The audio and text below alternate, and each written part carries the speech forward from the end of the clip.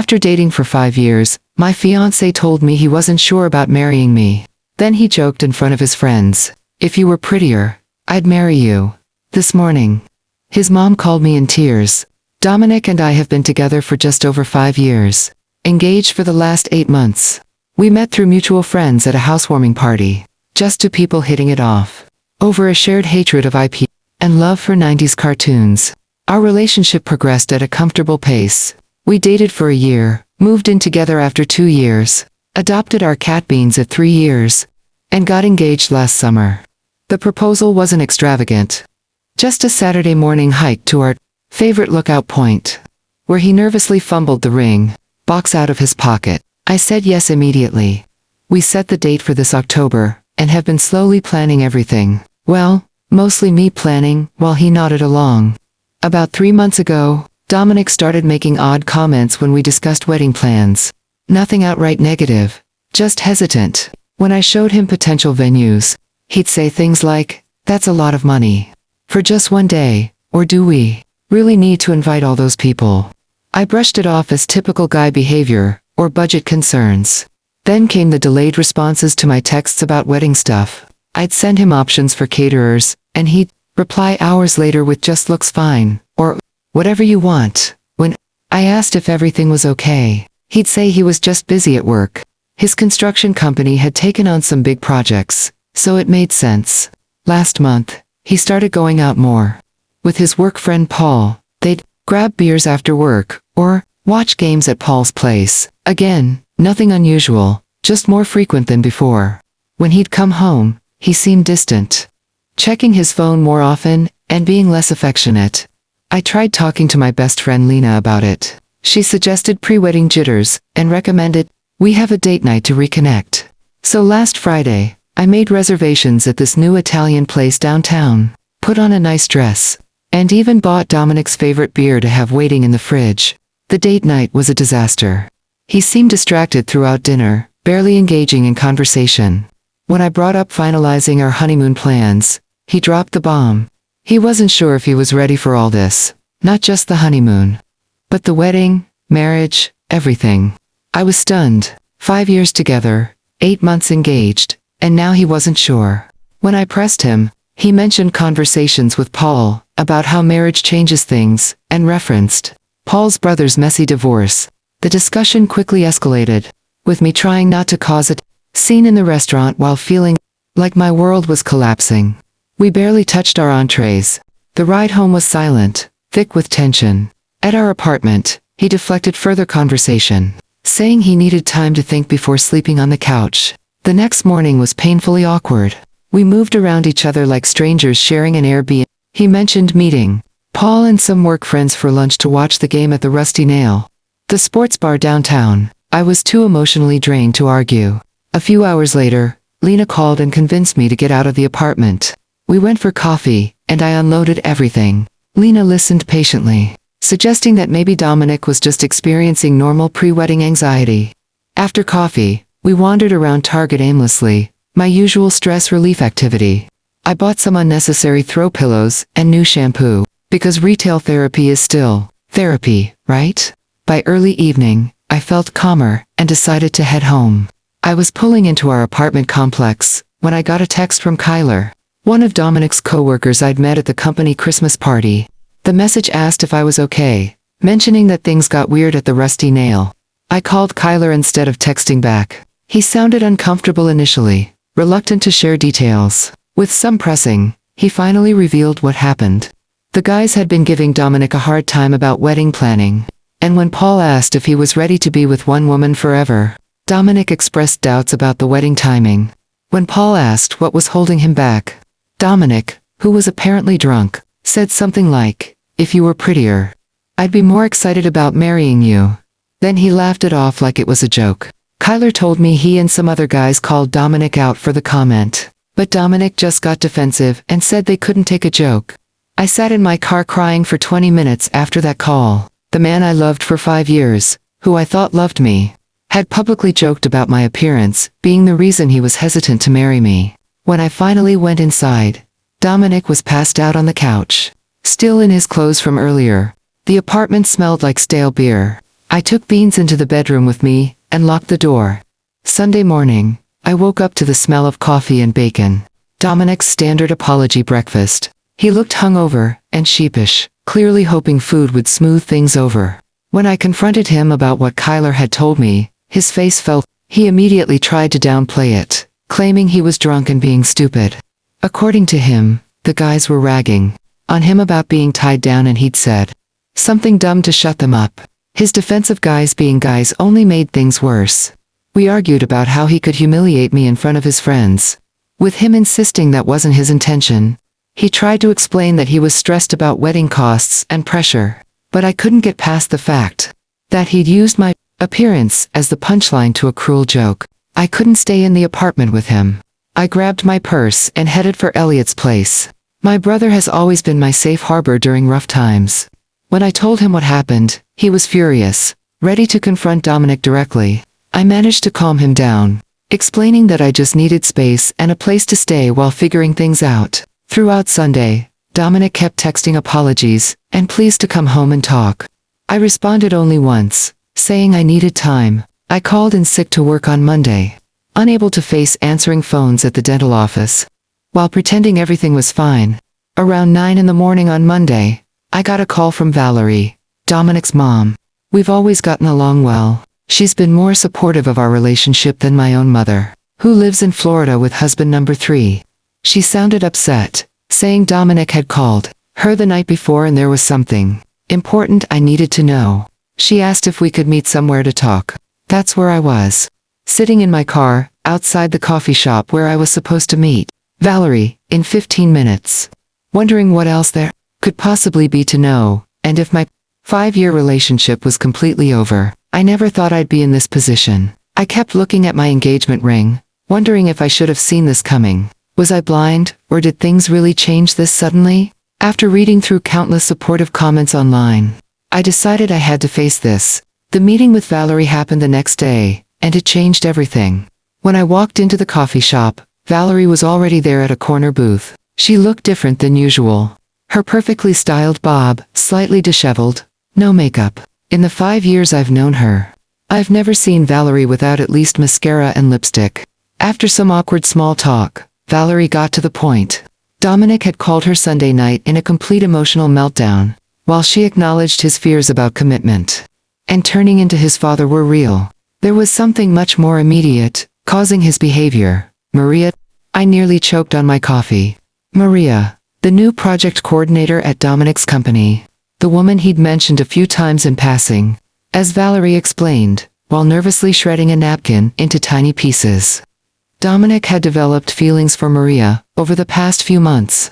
Nothing physical had happened, at least according to what Dominic told his mother, but there was an emotional connection that had him questioning everything about our relationship. I sat there trying to process this information, feeling like the coffee shop was tilting sideways. I was mentally connecting dots, building a timeline. Maria had started at Dominic's company around New Year's. I'd met her briefly at the company holiday party in March. By then, Dominic had already been acting different, more distant, checking his phone constantly, spending more time with work friends. What I'd written off as stress from his big project now looked like something else entirely. Valerie shared more about her own experience, drawing parallels to her marriage breakdown. Before Dominic's father left for Arizona with his coworker, there had been months of distance, hurtful comments, and manufactured arguments, all designed to create distance, rather than admit the truth. She didn't want to see history repeat itself, with me left in the dark while Dominic took the coward's way out. The comment at the bar suddenly made more sense, not just drunken stupidity, but a subconscious attempt to sabotage our relationship so he wouldn't have to make the hard choice himself. Before we parted ways in the parking lot, she said something that's been echoing in my head ever since. The hardest lesson I learned was that you can't make someone choose you. They either do or they don't. And anything in between is just delaying the inevitable. I finally texted Dominic back. I know about Maria, don't contact me again until you're ready to tell me the complete truth. Then, I blocked his number and drove to Lena's apartment, where she'd already made up the pull-out couch. That night, I stayed up scrolling through photos on my phone. 5 years of memories with Dominic. Vacations, holidays, random selfies, on ordinary days. Our engagement photos showed us grinning like we'd won the lottery. When my phone buzzed with a text from an unknown number, I almost ignored it. Margot, this is Maria. I know you blocked Dominic. Can we meet tomorrow? There's more to the story that you should know. Just the two of us. I stared at the message for a long time, my heart pounding. What more could there possibly be? And why would this woman want to tell me directly? After what felt like an hour, but was probably only minutes, I typed a response. Where and when? The meeting with Maria happened at a little breakfast place near the park. When I arrived, she was already there, nervously scrolling through her phone. She looked different than I remembered from the company party. Less polished, more human somehow. What she told me was shocking. Maria had no idea Dominic had developed feelings for her until Paul mentioned it casually last week. According to her, she and Dominic had worked closely on a project, occasionally texting about work after hours, but nothing that crossed any lines from her perspective. She'd never flirted with him or encouraged anything beyond professional friendship. She even had a boyfriend of 3 years. She showed me their text history, mostly work stuff, occasional memes, nothing romantic or inappropriate. The second revelation was about Paul. Apparently, he'd been deliberately stirring things up, encouraging Dominic to explore his options before settling down, specifically mentioning Maria as someone who gets Dominic better than I do. By the end of our meeting, I felt strangely calm. Maria wasn't the villain I'd imagined. She was just a bystander caught in manipulation and Dominic's weakness. Before we parted ways, she said something that stuck with me. You seem like someone who knows their worth. Don't let anyone make you question it. I texted Karina, Dominic's sister, asking if she'd help arrange a family meeting. She agreed immediately. That meeting happened a few days later at Karina's apartment. Valerie arrived first, then Paul, and finally Dominic, who looked like he hadn't slept in days. The conversation was long and difficult. I shared what I'd learned from Maria, watching Paul's face carefully as I spoke. Dominic admitted that Maria had just been friendly, but he'd built it into something else because he was scared of turning into his dad. He confessed fears about having some genetic predisposition to cheat or abandon his family, fears he'd never shared with me in 5 years together. When I brought up the joke at the bar, Dominic looked genuinely ashamed. He admitted it had nothing to do with Maria. It was just him being a coward. Paul was giving him a hard time about being whipped, and instead of standing up for our relationship, he'd said something horrible to seem cool. Around midnight, when everyone was emotionally exhausted, we reached the inevitable conclusion. The wedding was off. Our 5-year relationship had run its course. It wasn't a screaming match or a dramatic exit. It was a mutual recognition that something fundamental had broken between us. Trust, maybe. It could be rebuilt eventually, but not in time for an October wedding. The aftermath was messy and painful. Calling vendors to cancel, changing my relationship status on social media, packing up the apartment we'd shared. The engagement ring now sits in my dresser drawer in its original box. Dominic said I should keep it or sell it, that it was bad karma for him to take it back. I haven't decided what to do with it yet. Now, 3 months later, I'm writing this final update from my new apartment. It's smaller than the place Dominic and I shared, but it's mine. I have a tiny balcony where I'm growing herbs. The basil keeps dying, but the mint is thriving against all odds. I choose to see that as symbolic. Financially, it's been an adjustment. Our shared expenses are suddenly all on me, and I've become that person who uses coupons and tracks expenses in a spreadsheet. But I'm managing. The biggest surprise has been maintaining relationships with Dominic's family. Valerie texts me weekly, usually sending funny memes or updates about her garden. Karina and I have breakfast every other Sunday at this little diner halfway between our apartments. They've been careful not to put me in uncomfortable positions or share too much about Dominic, respecting the boundaries I've set. As for Dominic, we've spoken a handful of times since the breakup, mostly about practical matters. Last month, he asked to meet. He looked different, thinner with darker circles under his eyes. He told me he's been seeing a therapist, working through his relationship with his father, his friendship with Paul, and the way he treated me. I should have done this years ago, he admitted. Maybe things would have been different. It was the most self-aware I'd ever seen him, and I found myself genuinely hoping therapy would help him. Not for my sake. That ship has sailed. But because carrying around that much unresolved family trauma seemed exhausting, I've started therapy too. Not because of the breakup specifically, but because it made me realize how much I'd compromised myself in that relationship. How many red flags I'd ignored because they came wrapped in the comfort of familiarity. How much of myself I'd set aside to make room for Dominic's needs and insecurities. Dating again feels like a distant concept. Right now, I'm still learning how to be comfortable in my own company. I've resumed hiking on Saturday mornings, something I'd stopped doing because Dominic always complained about early wake-ups on weekends. The most unexpected decision came from what should have been the saddest task, dealing with our honeymoon booking. We'd reserved a 10-day trip to the coast, renting a little cottage with a deck overlooking the water. Non-refundable, of course. For weeks, I ignored the reminder in my calendar, unable to face losing that deposit too. Then Lena suggested something radical. Take the trip anyway. By yourself. You've never traveled alone. Maybe it's time.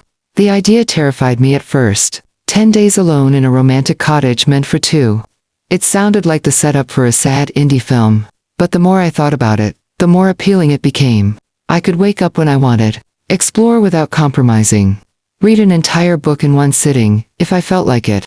So that's where I'm headed next week. To a honeymoon cottage. Solo. I've packed 3 paperbacks, downloaded some podcasts, and splurged on a new swimsuit that I chose entirely for comfort rather than how it looked to someone else. I don't know what I'll find on this honeymoon. Maybe clarity, maybe more questions, definitely some sunburn, knowing my luck with sunscreen. The other day, I was grocery shopping when our song came on over the store speakers.